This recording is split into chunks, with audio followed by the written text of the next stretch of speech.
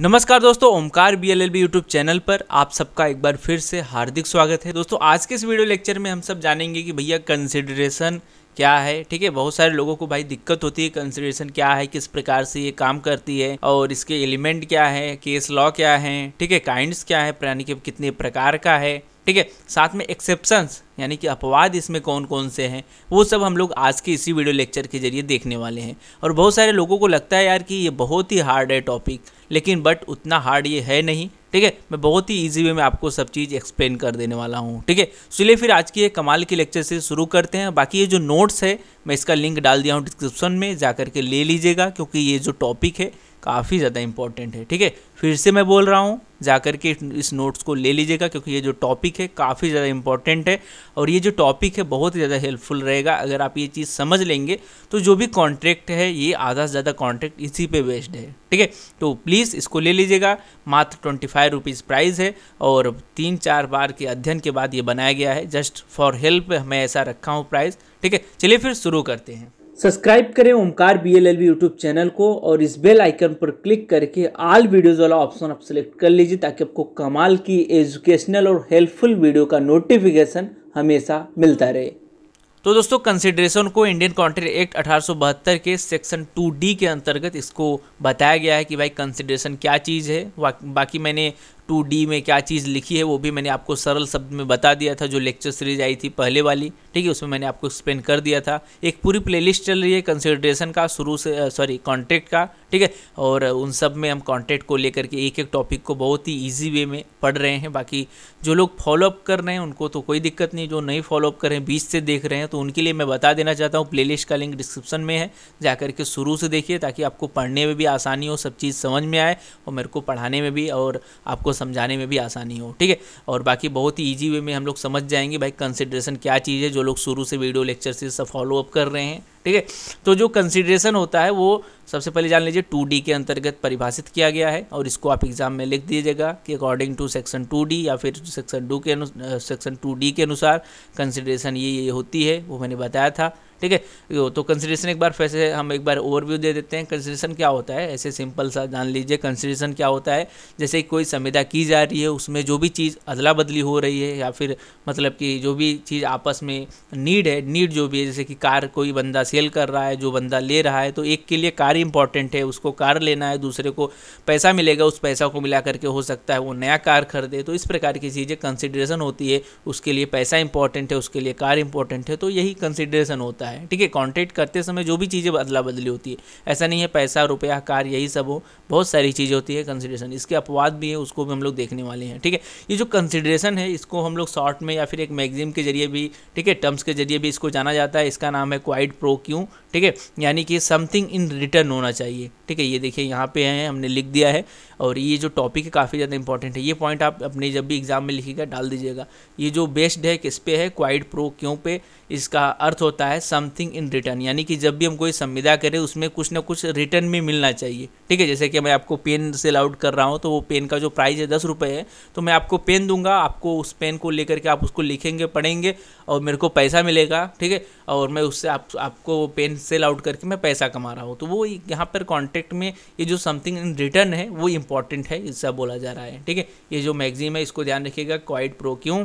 ठीक है, और ये जो कंसिडरेशन है वो सेक्शन 25 के अंतर्गत में एक बातें कही गई हैं। ये बात काफ़ी लोग कंफ्यूज करते हैं भाई, अगर मान लीजिए कोई संविदा हो रही है उसमें कंसिडरेशन नहीं है तो क्या वो संविदा मतलब कि लॉफुली होगी, वैलिड होगी। ठीक है, इस प्रकार की चीज़ें काफ़ी लोग ऐसा पूछते हैं। कुछ लोग बोलेंगे भाई अगर कोई एग्रीमेंट है, ठीक है, एग्रीमेंट है वो विदाउट कंसिडरेशन है, ठीक है, तो मतलब क्या वो कॉन्ट्रैक्ट बनेगा। ठीक है, ऐसा भी कुछ लोग बोलते हैं। तो यहाँ पर एक बात इसीलिए साफ साफ बोल दिया गया है सेक्शन 25 के अनुसार, नो कंसिडरेशन नो कॉन्ट्रैक्ट, यानी कि अगर कोई कंसिडरेशन नहीं है किसी मतलब एग्रीमेंट में, ठीक है, क्योंकि जब एग्रीमेंट में कोई कंसिडरेशन नहीं रहेगा यानी कि वो लॉ को फॉलो नहीं कर रहा है, सेक्शन 10 को फॉलो नहीं कर रहा है, तो वो फिर नो कॉन्ट्रैक्ट होगा, यानी कि वो संविदा बनेगा नहीं। अब ये बातें कुछ लोगों को हवा में लग रही होगी। ठीक है, तो इससे पहले वाला जो एग्रीमेंट वर्सेस कॉन्ट्रैक्ट वाला वीडियो है वो देख लीजिएगा। ठीक है, तो फिर से मैं बता देना चाहता हूँ, अगर कोई एग्रीमेंट है वो अगर सेक्शन 10 को फिलअप नहीं करेगा तो वो कॉन्ट्रैक्ट नहीं बनेगा।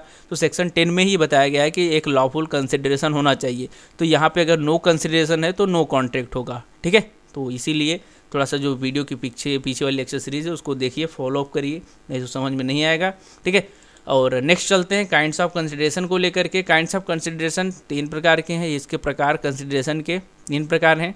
फर्स्ट हो गया पास्ट कंसिडरेशन, सेकंड हो गया प्रेजेंट, और जो थर्ड है वो है फ्यूचर, ठीक है। अब इसका क्या झमेला है मैं आपको बता देता हूँ एक एक करके, ठीक है। जो पास्ट कंसिडरेशन है उसका अर्थ ये होता है कि भाई कोई मतलब मान लीजिए आप कोई दुकान पे सामान लेने गए हैं, ठीक है, और आपने 200 रुपये का सामान लिया, उसको आपने 500 का नोट थमा दिया, ठीक है। अब उसके पास मान लीजिए 300 रुपये, ठीक है, एक्स्ट्रा नहीं थे, उसके पास पैसा नहीं था, वो बोलता है भाई कल ले लेना, ठीक है। आप कल आते हैं, उसके बाद में आप 100 रुपये का फिर से सामान लेते हैं, उसके बाद में 100 रुपये का जो भी सामान आपने लिया वो तो जो पैसा आपका बढ़ा था उसमें से कटवा कर लिया, मतलब कटवा लेंगे ना, और उसके बाद में वो आपको फिर 200 रिटर्न कर देगा। तो वो जो 100 रुपये आपका कटा, या फिर आप 300 का ही पूरा सामान ले लेते हैं, जो भी आपका पैसा बचा था उसका पूरा सामान ले लेते हैं। तो यहाँ पर सामान आप किस बेसिस पे ले रहे हैं? बेसिस वो है कि भाई जो पुराना आपका मतलब कंसिडरेशन था, जो पुराना आपका पैसा था, उसी से आप खरीद रहे हैं सामान, तो उसको बोला जाता है पास्ट कंसिडरेशन। कोई आपने पहले कुछ चीज़ें की हैं उस बंदे के लिए, उसमें आप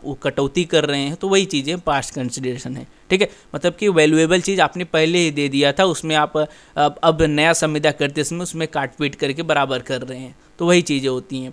और जो नेक्स्ट है वो प्रेजेंट कंसिडरेशन, तो इसको आप समझ रहे होंगे कि रियल टाइम में आप कार लेने जा रहे हैं, सीधा सीधा उसको आपने पैसा दिया, वो आपको कार दे दिया, आप लेके चले जाए, ठीक है। आप दुकान पे सामान लेने गए, दुकान वाले को पैसा दिया, दुकान वाले ने आपको वो सामान दिया, आप लेके चले आए। मोबाइल लेने गए, सेम वही सभी चीज़ें जो हम लोग फटाफट कर लेते हैं, मतलब प्रेजेंट टाइम में, रियल टाइम में जो भी काम करते हैं, और वो जो काम है वो कंप्लीट हो जाती है, वो जो संविदा कंप्लीट हो जाती है, तो उसको वो प्रेजेंट कंसिडरेशन के अंतर्गत आ जाता है, ठीक है। फ्यूचर कंसिडरेशन क्या चीज़ है भाई? फ्यूचर कंसिडरेशन होता है भाई, जैसे कि मैं आपको पढ़ा रहा हूँ, ठीक है। अब यहाँ पे तो यूट्यूब है, यूट्यूब के जरिए आप लोग पढ़ ले रहे हैं, लेकिन क्या होता है कोचिंग इंस्टीट्यूट में क्या होता है, पहले आप क्या करते हैं, उसमें आप पैसा देते हैं, ठीक है, पैसा आपने पे किया, उसके बाद में वो आपको पढ़ाती है, ठीक है। अब पैसा किस लिए, किस बेसिस पे आप पे करते हैं, पे करते हैं, आपका बेसिस ही रहता है, या फिर आपका जो पिताजी है वो किस बेसिस पे पे करते हैं पैसा, कि भाई मैं पैसा पे कर रहा हूँ तो मेरा बेटा पढ़ेगा, ठीक है। अभी जैसे कि होता है कि मैं 30,000 रुपये पे कर दे रहा हूँ, वो 1 साल पढ़ेगा, तो वो जो 1 साल आपको पढ़ा रहे हैं वो किस बेसिस पे पढ़ा रहे हैं? वो उसका बेसिस ये है कि भाई आपके पिताजी ने वो जो पैसा है पे आउट किया है, ठीक है, फ्यूचर कंसिडरेशन को लेकर के, और फिर उसकी वजह से आप पढ़ रहे हैं, ठीक है। यानी कि जो मतलब कंसिडरेशन है, या फिर ऐसे भी आप कह सकते हैं भाई, जैसे कि कोई बंदा कार लेने गया, ठीक है, अब वो कार लेता है, मान लीजिए 3 लाख उसका प्राइस था, ठीक है, अब उसको 2 लाख दे देता है अपने दोस्त को, बोलता है भाई 1 लाख आप बाद में ले लेना। तो इस प्रकार की जो फ्यूचर में कंसिडरेशन मतलब कंप्लीट होती है, फ्यूचर में चली जाती है, ठीक है, आने वाले समय पे चली जाती है, तो इस प्रकार की चीज़ें फ्यूचर कंसिडरेशन के अंतर्गत काउंट की जाती है। वैसे बहुत हार्ड नहीं है, बस पास्ट प्रेजेंट फ्यूचर का वही मामला है भाई। पास्ट मतलब कि पीछे वाला जो कंसिडरेशन है पैसा रुपया, और प्रेजेंट का रियल टाइम में, फ्यूचर का मतलब कि आगे आने वाले समय में, तो वही है, बहुत ईजी है, बहुत ज़्यादा हार्ड नहीं है। काफ़ी लोगों को ये जो पॉइंट है एलिमेंट का वो हार्ड लगता है, ठीक है। अब किस लिए हार्ड लगता है मैं आपको बता देता हूँ। काफ़ी लोग प्रॉमिसर, प्रॉमिसी ये सब जानते नहीं रहते हैं, और अचानक से ये पढ़ने लगते हैं, तो उनको कन्फ्यूजन तो होगी ही। और मैंने आपको बताया था कि भाई प्रॉमिसर कौन है, प्रॉमिसी कौन है, ये सब मैंने पहले ही बता दिया था।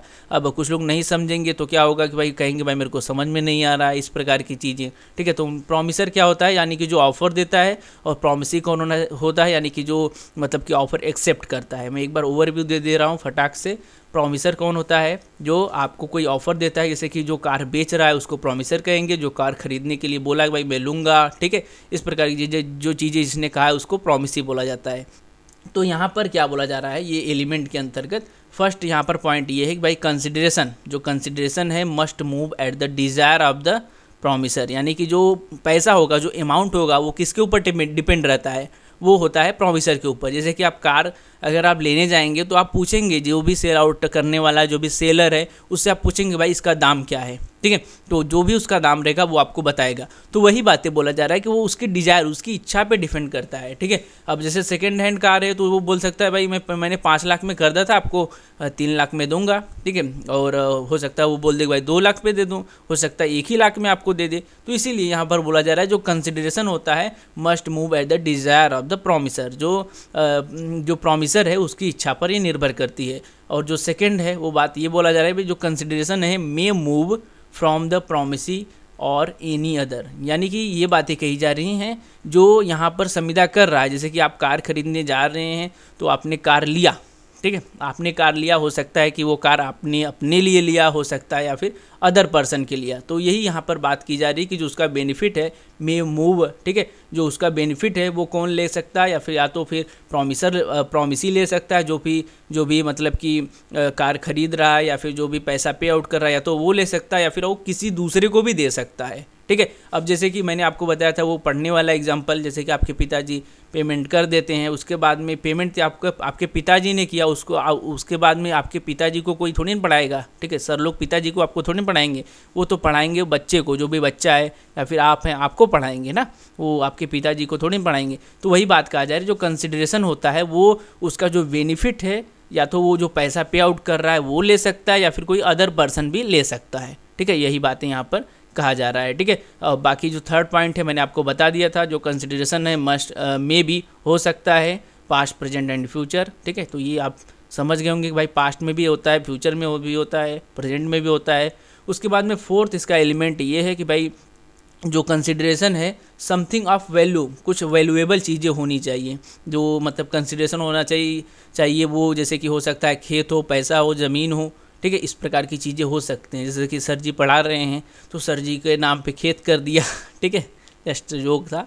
तो मतलब कुछ भी हो सकता है, जैसे आपने सर जी को गिफ्ट दे दिया, कोई सर जी को ज़रूरत थी, आपके पास जैसे कार की एजेंसी थी तो आपने कार निकाल के दे दिया। उसके बाद में आप जो आपके बेटे का फीस था उसमें आपने, ठीक है, बोल दिया कि भाई इसका कार का इतना प्राइस है और आपका फीस इतना है, कट बच के इतना बचा, आप इतना हमको पेमेंट कर दीजिए, ठीक है। कुछ चीज़ें वैल्यूएबल होनी चाहिए, यानी कि जो भी कॉन्ट्रैक्ट हो रहा है उसमें जो भी जो कंसिडरेशन होता है वो कुछ वैल्यूएबल चीज़ होनी चाहिए, उसका कुछ मूल्य होना चाहिए, इस प्रकार की चीज़ें होती है। कुछ इसके एक्सेप्शंस हैं वो भी बात करेंगे। एक बार फिर से एलिमेंट को रिवीजन कर लेते हैं।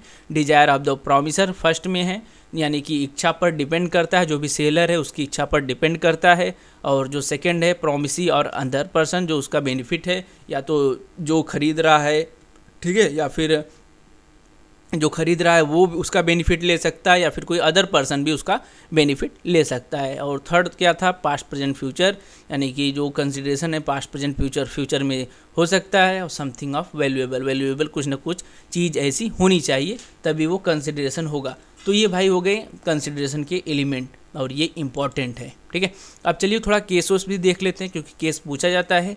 तो दोस्तों इस जो केस का नाम है वो है दुर्गा प्रसाद वर्सेस बलदेव। इस केस में एक जो खासियत है वो ये है कि काफ़ी लोगों को इसमें कन्फ्यूज़न होती है, हर बार कन्फ्यूज़न होती है। यहाँ तक जब हमने 2-3 बार पढ़ा था तब तो हमको भी इसमें कन्फ्यूज़न हुआ था, लेकिन जब हमने अभी पूरी तरीके से इस टॉपिक को क्लियर कर लिया है, केस को क्लियर कर लिया है, तो मैंने सोचा आप लोगों को भी बता देते हैं, क्योंकि ये कंसिडरेशन का मोस्ट इम्पॉर्टेंट केस था, ठीक है। और एक बार मैं आपसे रिक्वेस्ट करूँगा कि अगर आपकी बुक में, ठीक है, ये दुर्गा प्रसाद वर्सेस बलदेव का केस है तो देख लीजिएगा। वैसे मैं आपको समझा दे रहा हूँ, एक बार आप पढ़ लेंगे, मैं और बाकी मैं समझा भी दे रहा हूँ, उससे समझ भी जाएंगे, कोई दिक्कत नहीं। लेकिन अगर है तो एक बार देख लीजिएगा, क्योंकि ये भूलने वाली थोड़ा सा इसमें बीमारी होती है, कौन क्या था ऐसा सब लोग भूल जाते हैं, ठीक है। तो मैं यहाँ पर वैसे भी मैंने शॉर्ट में लिखा है क्या चीज़ें हैं, आप लोग नोट्स लेकर के देख लीजिएगा। मैं आपको ऊपर से पहले समझा देता हूँ कि इसमें क्या हुआ था। देखिए इसमें क्या हुआ था कि एक दुर्गा प्रसाद थे और कुछ और भी लोग थे जो कि ज़मीन पर सड़क के बाजू में क्या करते थे, दुकान लगाते थे, ठीक है। तो दुर्गा प्रसाद को एक दिमाग में आया कि भाई मैं क्या करता हूँ, यहाँ पर वो एक कॉलोनी टाइप का बनवा देता हूँ, जिसमें सभी लोग क्या करें, अपना जो दुकान है वो अपना एक घर के अंतर्गत लगाएंगे, जो ज़मीन पर लगा रहे हैं वो एक दुकान के अंतर्गत लगाएंगे तो अच्छा रहेगा, ठीक है। दुर्गा प्रसाद के दिमाग तो बहुत ही अच्छा था, ठीक है। तो दुर्गा प्रसाद और कुछ और लोग, ठीक है, जो भी नीचे वहाँ पे लगाने वाले व्यक्ति थे, वो जाते हैं बलदेव जी के पास, और वो जो बलदेव थे वो ठेकेदार थे, ठीक है। तो बलदेव क्या करते हैं, उनके जो भी ऑफ़र थे वो बताते हैं, भाई दुर्गा प्रसाद बताते हैं भाई ऐसा ऐसा है, यहाँ पे सड़क के बाजू में हम लोग नीचे लगाते हैं, आप क्या करिए यहाँ पर एक मतलब कि घर टाइप का, दुकान टाइप का बनवा दीजिए। उसके बाद में जो लोग, ठीक है, जो लोग उसमें मतलब कि आपके उस दुकान में आप जो बनवाए रहेंगे उसमें रहेंगे या फिर अपना दुकान खोलेंगे, वो लोग आपको कमीशन देंगे, ठीक है। और हम लोग तो रहेंगे ही, जो लेके गए थे ऑफर दुर्गा प्रसाद और जो भी लोग, वो तो रहेंगे ही, और भी जो लोग रहेंगे तो वो सब आपको कमीशन देंगे। तो धीरे धीरे आपका जो भी आपने पैसा लगाया होगा वो धीरे धीरे चुक जाएगा, जो भी आप पैसा लगाएंगे वो आपको धीरे धीरे मिल जाएगा, बेनिफिट भी मिल जाएगा आपको, जो मतलब कि आप पैसा लगाए रहेंगे वो भी मिल जाएगा और कुछ मतलब कि जैसे कि कोई बनवाएगा तो कुछ पैसा एक्स्ट्रा तो लेता ही है, ठीक है। तो वही बातें उन्होंने बोला। तो जो बलदेव जी ने उनके ऑफ़र को यहाँ पर मतलब अनदेखा किया, थोड़ा सा अनदेखा किया। तो यहाँ पर आगे क्या होता है, कुछ दिनों बाद ये ऑफ़र वो लेके गए थे, मान लीजिए 1 मंथ पहले, उसके 1 मंथ बाद, ठीक है, जिला कलेक्टर जी उनके बलदेव जी के यहाँ आते हैं और बोलते हैं भाई यहाँ पर हम देख रहे हैं, ठीक है, कलेक्टर जी बोलते हैं भाई यहाँ पर हम देख रहे हैं कि काफ़ी लोग ज़मीन पर ऐसा बैठ बैठ के दुकान लगा रहे हैं, आप क्या करिए यहाँ पर एक वो बनवा दीजिए, कॉलोनी टाइप का बनवा दीजिए। वही बात जो दुर्गा प्रसाद और कुछ अदर लोगों ने बोला था, वही कलेक्टर जी आकर के अब बलदेव जी को बोलते हैं यही बात कि भाई यहाँ पर बनवा दीजिए, और उसके बाद में जो ये लोग नीचे लगाते हैं दुकान वो अपना अंदर लगाएंगे ही, ठीक है। तो यहाँ पर जो डीएम साहब थे, ठीक है, कलेक्टर साहब, उन्होंने ऐसा कमीशन वमीशन का कोई भी बात नहीं किया था। लेकिन दुर्गा प्रसाद और भी जो अदर लोग थे उन्होंने कमीशन की बात की थी, लेकिन वो कुछ दिन पहले की थी। उसके बाद में कलेक्टर जी जब मतलब ऐसा जब बोलते हैं भाई अब डीएम है तो बोलेंगे आपको तो करना ही पड़ेगा, या फिर अब उनके पास पावर है भाई, तो वो बलदेव जी ने सोचा भाई अच्छा चलिए बनवा देते हैं। तो बलदेव जी ने कंस्ट्रक्शन का काम शुरू किया। कुछ दिनों बाद जो वो बिल्डिंग था वहाँ पर जो कॉलोनी टाइप का था उन्होंने बनवा दिया, जो भी आप कह लीजिए, यहाँ पर दुकान उकान सब लोग रख के बेचते हैं, ऐसा टाइप उन्होंने बनवा दिया। उसके बाद में दुर्गा प्रसाद और जो भी लोग थे वो वहाँ पे अपना दुकान रख लिए। तो एक दिन बलदेव जी जाते हैं और बोलते हैं भाई अब हमको कमीशन दो, ठीक है। दुर्गा प्रसाद जो भी और भी लोग थे उनसे बोलते हैं आप भाई अब मेरे को कमीशन दो, मैंने बनवा दिया है, ठीक है। तो यहाँ पर दुर्गा प्रसाद कमीशन देने को यहाँ पर मना कर देते हैं, ठीक है। अब थोड़ा सा कुछ लोग सोचेंगे भाई अब तो ये यहाँ पर गड़बड़ हो रही है चीज़ें, ठीक है। तब यहाँ पर अब केस फाइल हो जाती है, कोर्ट में मामला जाता है। अब कोर्ट में मामला जाता है तो कोर्ट में अंतिम में फैसला ये निकल के आता है कि जो फर्स्ट टाइम जो मतलब कि ऑफर था, ऑफ़र देने वाला था वो दुर्गा प्रसाद थे, और जो वहाँ पर ऑफ़र एक्सेप्ट करने वाले थे वो बलदेव थे। फर्स्ट टाइम में यहाँ पर 2 समुदाय हुई थी अलग अलग समय पर। फर्स्ट टाइम में दुर्गा प्रसाद ऑफ़र दे रहे थे भाई बनवाओ मैं आपको कमीशन दूंगा, ठीक है। लेकिन बलदेव तब उस समय जो काम है वो नहीं करते हैं। बाद में जिला कलेक्टर के कहने के कारण बलदेव ऐसा काम करते थे, जो भी दुकान है वो बनवाते हैं, ठीक है। और उसके बाद में वो सोचते हैं भाई मैं तो दुकान अब बनवा ही रहा हूँ, भले कलेक्टर के कहने पे बनवाऊँ या जिसके कहने पे बनवाऊँ, तो यहाँ पर अब मैं कमीशन की मांग कर सकता हूँ। तो यहाँ पर कोर्ट ने कहा कि भाई ये जो संविदा है वो आपके और जिला कलेक्टर के बीच में हुई थी, तो जो भी आप रकम है, जो भी कंसिडरेशन है वो आप जिला कलेक्टर से मांग सकते हैं, ना कि आप दुर्गा प्रसाद से मांगेंगे, ठीक है। इसीलिए मैं बोल रहा था थोड़ा सा जो मतलब बुक है उसको आप देख लीजिएगा, बहुत सारे लोग कन्फ्यूज हो जाएंगे। यहाँ पर 2 संविदाएँ हैं। फर्स्ट में हुआ था दुर्गा प्रसाद वर्सेस बलदेव के साथ, बलदेव ने उसमें इग्नोर कर दिया था, ठीक है। बाद में जिला कलेक्टर और बलदेव के साथ हुआ जो संविदा थी, और जिला कलेक्टर में उसमें कमीशन वमीशन की बात नहीं की थी, ठीक है। तो यही बात हुई थी। तो बाद में बलदेव सोचते हैं भाई अब जिला कलेक्टर के कहने पर जो मैं बनवा रहा हूँ, ठीक है, भले मैं बनवा रहा हूँ, लेकिन मैं सोचता हूँ थोड़ा सा मतलब वो थोड़ा सा लालच में पड़ गए कि जो पहला वाला संविदा था उसको भी ले लें, और कलेक्टर के साथ जो संविदा हुई है वो भी हम थोड़ा सा साथ में लेकर के कमीशन वमीशन ले लें। तो वही भाई कोर्ट ने फिर समझ गए, भाई कोर्ट भाई समझ गए कि जज साहब थे जो वो समझ गए कि भाई बलदेव अब लालच में आ गए हैं, और जबकि जो दुर्गा प्रसाद के साथ यहाँ पर संविदा तो हुई ही नहीं है। यहाँ पर संविदा बलदेव और जिला कलेक्टर के साथ हुई है, और यहाँ पर कमीशन देने की कोई भी बात नहीं हुई थी। तो बाद में यहाँ पर दुर्गा प्रसाद को कोई भी कमीशन नहीं देने से बोला जाता है भाई अब आप कमीशन नहीं दे सकते हैं, ठीक है, आपको नहीं देना है। मतलब दुर्गा प्रसाद के पक्ष में यहाँ पर कहने का मतलब है उनको न्याय मिला, ठीक है। तो दोस्तों देखा आपने कंसिडरेशन का जो केस होता है वो थोड़ा सा आपको घुमा देता है इसी प्रकार से, और इसमें ये इसलिए घुमा देता है थोड़ा सा दिमाग, क्योंकि यहाँ पर आपको देखना होता है कि भाई केस में कहाँ पर कंसिडरेशन था, कहाँ पे है, कहाँ पे नहीं है, किसके किस भी बीच में जो संविदा है हुई है, और वहाँ पे कंसिडरेशन है कि नहीं है, वो थोड़ा सा देखने में काफ़ी लोगों को कन्फ्यूजन हो जाता है, ठीक है। इसी तरीके से एक और दिमाग चकराने वाला घुमाने वाला केस लॉ है चिन्नैया वर्सेस रमैया। वैसे पे उससे काफ़ी ज़्यादा इजी है। इसमें क्या हुआ था मैंने शॉर्ट में यहाँ पर लिख दिया है, ठीक है। और इसमें क्या हुआ था कि लक्ष्मीबाई के द्वारा अपनी प्रॉपर्टी अपनी बेटी रमैया के नाम पर कर दी जाती है, और लक्ष्मीबाई ने एक कंडीशन रखा था कि वह अपने मामा जी को मंथली कुछ पैसे देगी, और बाद में वह देने से मना कर देती है। तो वैसे पे बहुत ईजी है, मैं आपको समझा देता हूँ। लक्ष्मीबाई अपने बेटी को बोलती हैं कि बेटी यहाँ पर आओ, और उसके बाद में उसकी बेटी जाती है, और लक्ष्मीबाई बोलती हैं अपनी बेटी रमैया से कि देखिए अभी मेरा जो हालत है वो ठीक ठाक नहीं रहता, हो सकता है मैं कभी भी एक्सपायर कर जाऊं, तो लाओ जो भी ये प्रॉपर्टी है मैं तुम्हारे नाम पे कर देती हूं।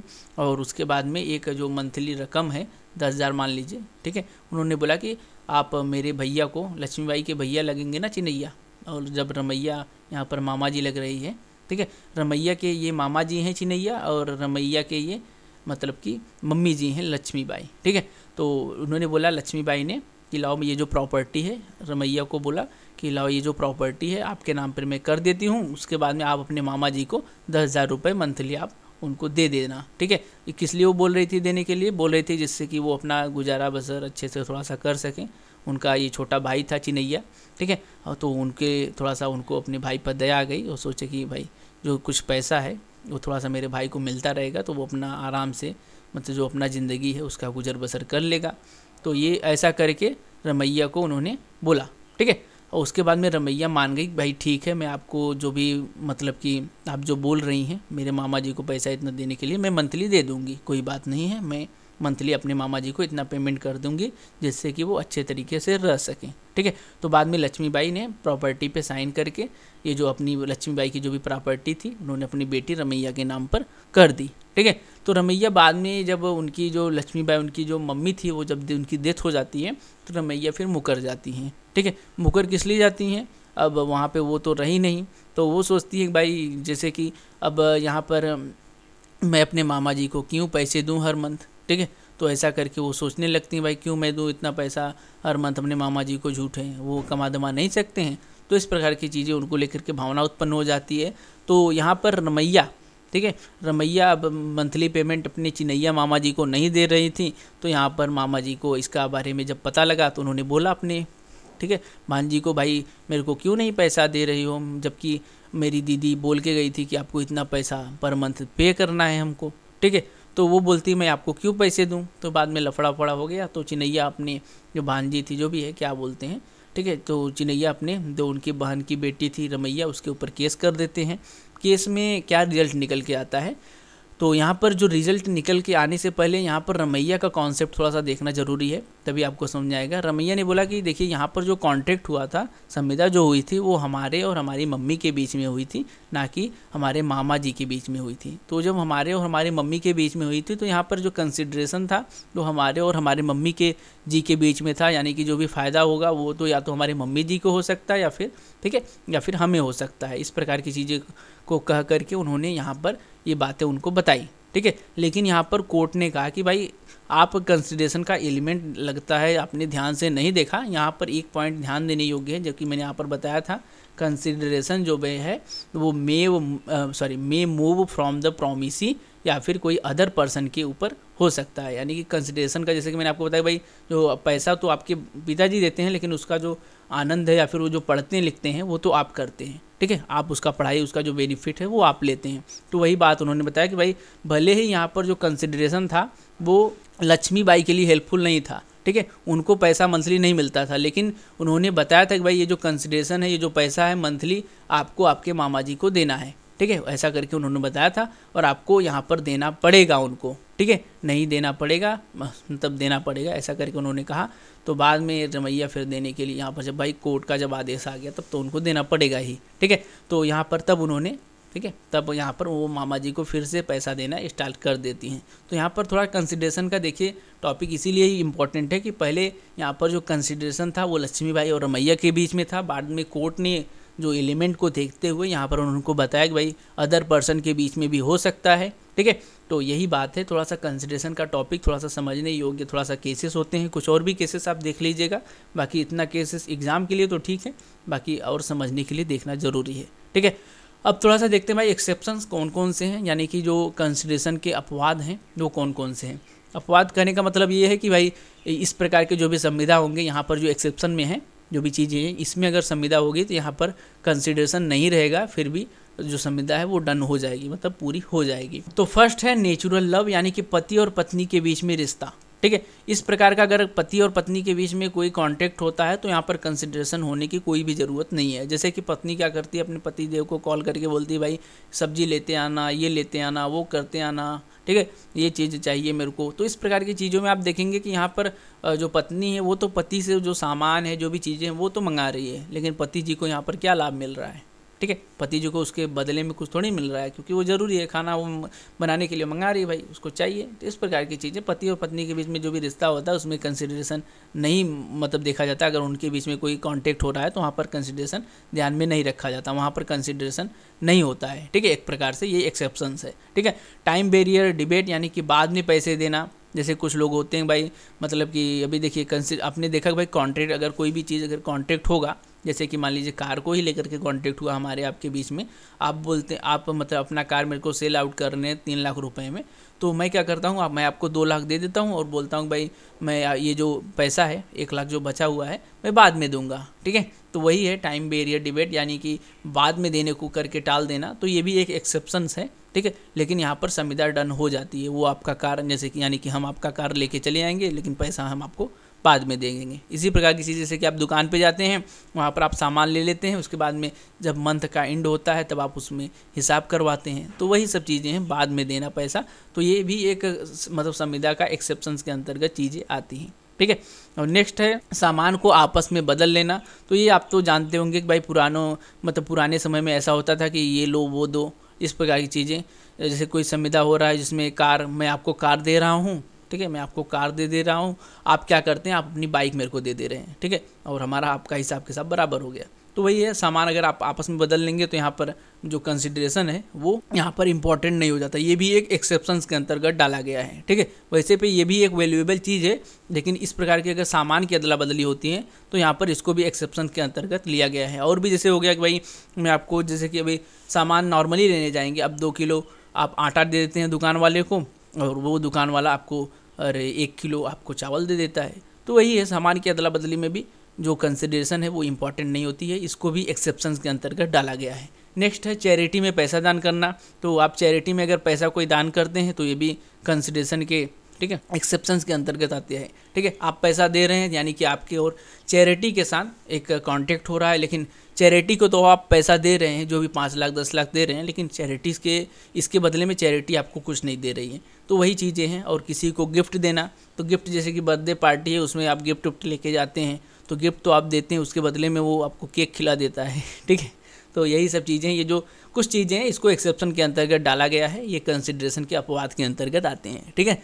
बाकी इंग्लिश वाले अपना ये मतलब लिख लीजिएगा, हिंदी वाले अपना ये डाल सकते हैं, ठीक है। तो यही बातें हैं भाई, कंसिडरेशन क्या होता है, और कंसिडरेशन को लेकर के मैंने आपको एलिमेंट बता दिए, आपको केस लॉ बता दिया, इसके एक्सेप्शन क्या है वो बता दिया। तो ये चीज़ें पूछी जाती है एग्जाम में, 100% पूछी जाती हैं। आई होप आपको समझ में बहुत ही ईजिली आ गया होगा कि भाई कंसिडरेशन क्या है, किस प्रकार से कंसिडरेशन काम करता है, ठीक है। और इसी तरीके से लिखिएगा, डोंट वरी, डरिएगा नहीं, ठीक है। और पॉइंट है, बस पॉइंट इसको आप याद कर लीजिएगा, एक बार नोट्स ले लीजिए, पॉइंट आप याद कर लीजिए, बहुत ज़्यादा डिफिकल्ट नहीं है। बाकी ये जो केस है, मैंने जो आपको बताया केस, थोड़ा सा कन्फ्यूजन आपको क्रिएट कर रहा होगा, मेरे को पता है। आप एक बार बुक से भी देख लीजिएगा, नहीं तो पीछे आप वीडियो करके देख लीजिएगा। तो आज के इस वीडियो में फिलहाल इतना ही। Thanks for watching guys, bye bye, जय हिंद।